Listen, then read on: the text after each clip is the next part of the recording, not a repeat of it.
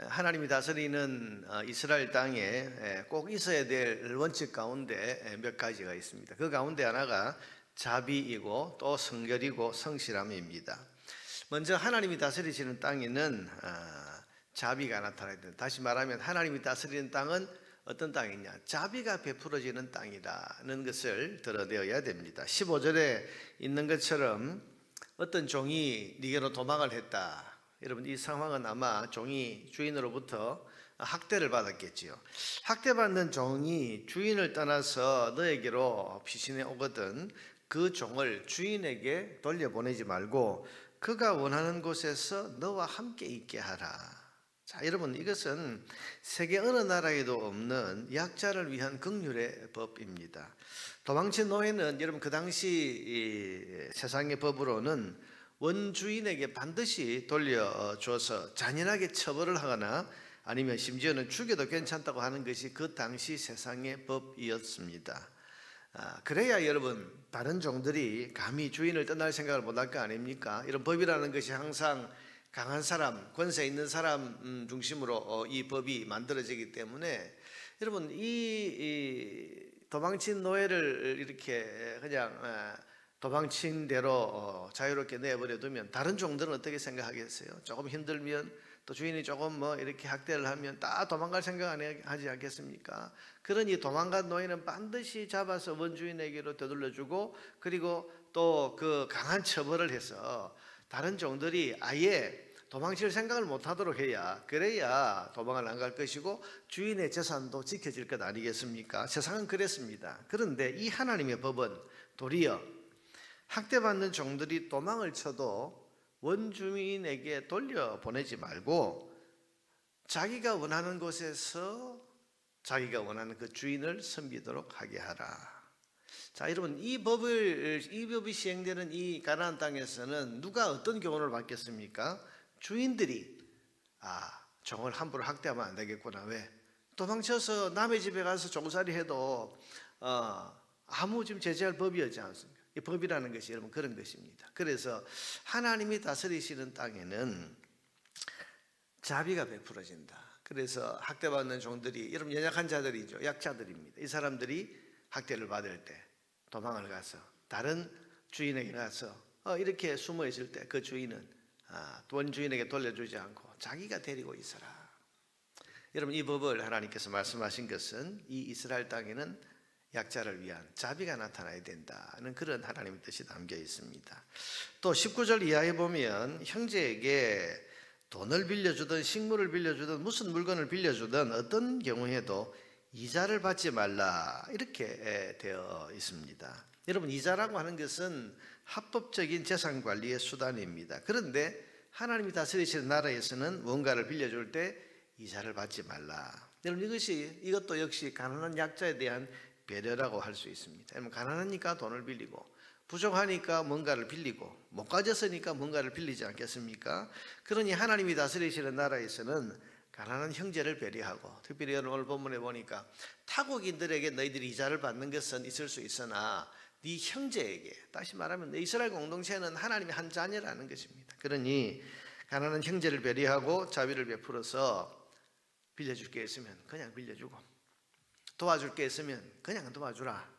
그 뭔가 빌려주면서 이득을 취하려고 하지 말고 도와주면서 뭔가 조건을 달지 말고 그렇게 하라고 하십니다. 이렇게 함으로써 하나님이 다스리는 땅은 세상과 다르게 자비가 베풀어지는 땅이라는 것을 드러내라고 하신 것입니다.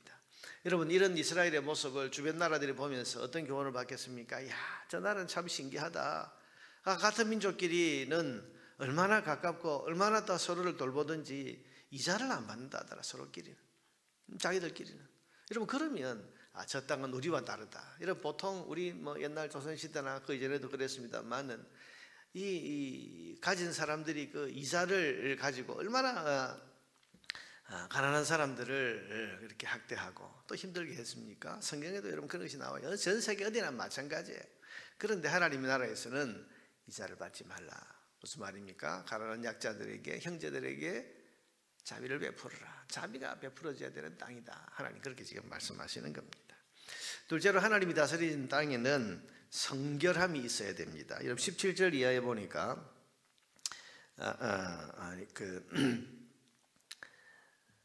17절에 보니까 이스라엘 여자 중에 창기가 있지 못할 것이요 너희 땅에는 창녀가 있으면 안 된다.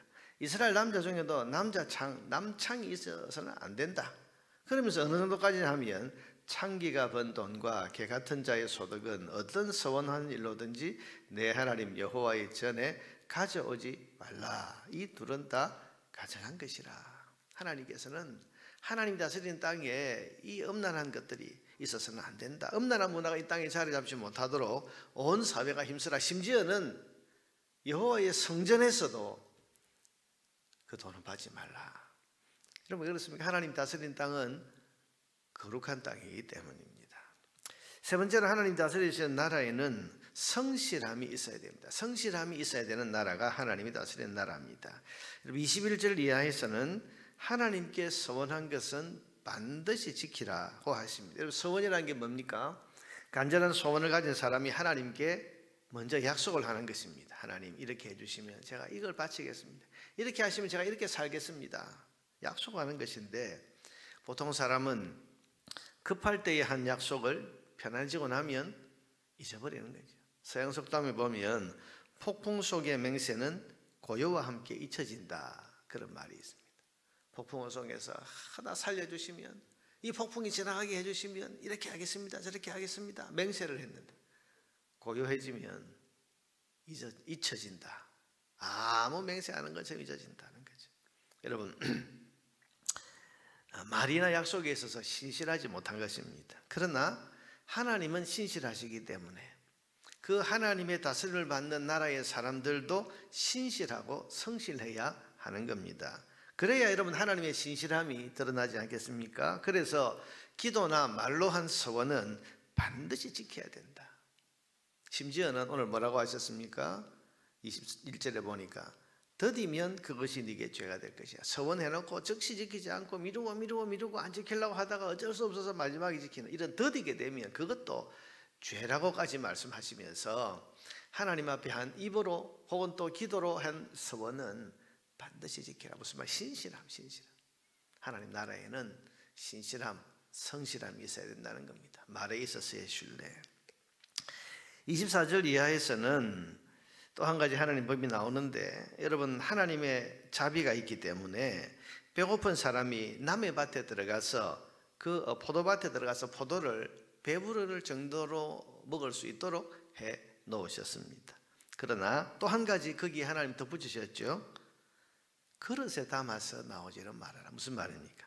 하나님의 자비하심으로 이런 법을 만들어 놓았는데 이런 법을 악용하는 사람들이 있는 거죠.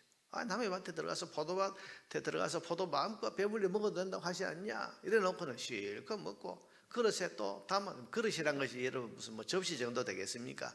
무슨 뭐 큰 무슨 자루나 이런 데다가 이렇게 담아가지고 이게 안 된다는 거예요. 하나님의 자비하심이 지금 선포된 나라에서 인간의 욕망이 그 하나님의 자비하심을 악용하는 이런 일이 일어나서는 안 되니 하나님께서는 포도밭에 들어가서 배불리 먹되 그릇에 담아서는 안 된다. 또 그 밑에는 뭐라고 했습니까? 여러분 예수님이 제자들과 함께 밀밭 사이를 지나가실 때 제자들이 손으로 이삭을 따먹었다. 복음서에 그 나온 내용이 나오지 않습니까? 이건 남의 밭에 들어가서 뭐 절도를 한 게 아니고 허용에 놓으신 거. 오늘 이 법이 말씀합니다. 뭐라고 했습니까? 내 이웃의 곡식밭에 들어갈 때에는 네가 손으로 그 이삭을 따도 되느니라.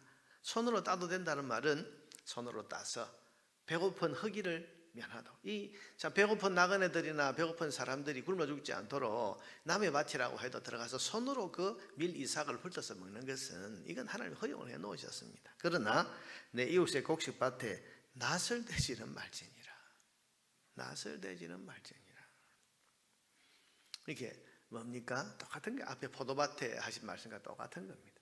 하나님은 자비로우셔서 법을 주셨는데 인간이 그 하나님의 자비한 법을 악용을 하는 거죠. 자기 욕심 가지고. 그래서 남의 곡식밭에 들어가서 먹어도 된다고 했으니 아예 낫을 들고 들어가서 한꺼번에 이건 안 된다는 거죠. 여러분 하나님의 나라는 하나님의 자비와 백성의 신실함이 조화를 이루어야만 그래야 그 땅에 하나님의 영광이 드러나게 되어 있습니다. 하나님은 자비하신데 인간이 하나님의 자비를 악용하고 자기의 욕망에 사용하면 하나님의 영광이 드러나지 않는 것입니다. 여러분, 하나님께서는 우리를 자비로 다스리시고 긍휼을 다스리시고 거룩함을 가지고 우리의 삶을 인도해 가시는데, 인간이 성실하지 못하고 신실하지 못하면 그 하나님의 그 은혜에 대해서 늘 신실함으로 응답을 해야, 그래야 하나님 나라가, 하나님 다스리시는 그 땅이 영광을 나타내게 되지 않겠습니까? 사랑하는 여러분, 자비와 성결과 성실함, 이것이 하나님이 다스리는 땅에는 나타나야 한다고 말씀하셨습니다.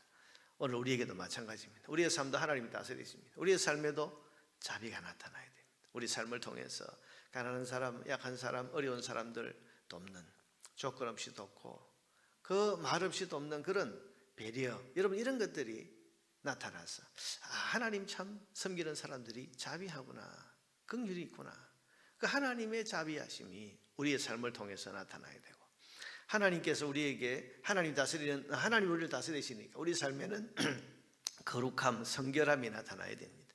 그래서 오늘도 거룩과 성결을 따라서 살아야 되고, 무엇보다도 성실함, 신실함이 우리에게 있어야 됩니다. 말과 또 우리 약속에 있어서의 신실함, 또 하나님 앞에 기도로 서원한 것에 대한 신실함, 여러분, 이런 것이 우리에게서 잘 드러나야, 그래야 우리의 삶이 하나님이 다스리는 삶이라는 것이 드러나고 우리의 삶을 통해서 하나님의 영광이 드러나지 않겠습니까? 오늘 여러분, 자비와 성결과 성실함, 이 세 가지를 마음에 깊이 기억하고 여러분의 삶이 이런 삶의 열매가 맺혀서 여러분을 다스리시는 하나님의 영광이 오늘도 저와 여러분을 통해서 드러나게 되기를 주의 이름으로 축원합니다.